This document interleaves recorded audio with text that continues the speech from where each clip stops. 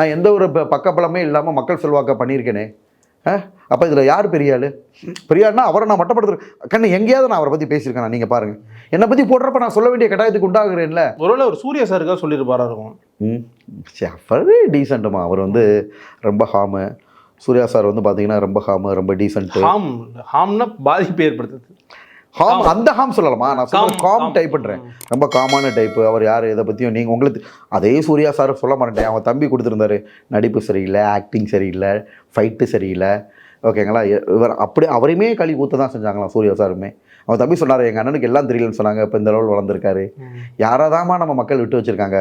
அதான் வளர்கிற ஒரே விஷயம் கண்ணு, காய்க்கிற மரத்தில் கல்லடி படும், பட்டை மரத்தில் எதுவுமே படாது. கல்லடி படுறான்னா அவங்க ஏதோ ஒன்று நம்மளை வச்சு அவங்க ஃபேமஸ் ஆகணும், ஃபெமிலியர் ஆகணும், நம்மளை பற்றி பேசணும். அது மட்டும் இல்லாமல் நம்ம வளர்ச்சியோட ஆதங்கம். இப்போ சாந்தனா என்ன பண்ணால் அவரும் சாதாரண மனுஷன் தானே. நம்மளோட வளர்ச்சி வந்து அவரால் தாங்கிக்கிற முடியல. என்னடா நம்மளும் இவ்வளோ வருஷம் ஹீரோயினை பண்ண ஹீரோவை பண்ணுறேன் எடுத்து அடிக்கிறாங்க உங்களை. இல்லை உண்மை.